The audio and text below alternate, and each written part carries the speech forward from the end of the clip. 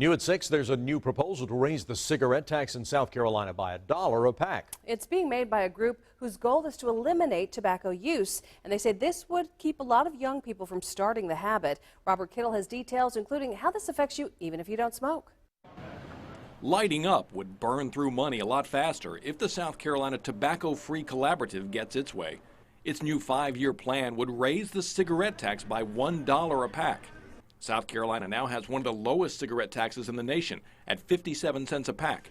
The national average is $1.60, so even if this were to pass, South Carolina would still be below the national average. The biggest impact would be that it would prevent kids from starting smoking in the first place. That's really the main point of having a cigarette increase, is that it would deter future smokers. The state raised the cigarette tax by 50 cents a pack in 2010, and the high school smoking rate has fallen 35% since then. I think it's a great idea, honestly. I started smoking when I was 16, and that was a really terrible decision. So I think raising it by $1 would probably be a good idea.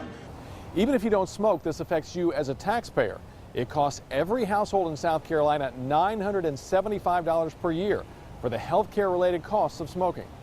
But it took years for state lawmakers to agree to a 50-cent cigarette tax increase, so raising it by another $1 will be difficult.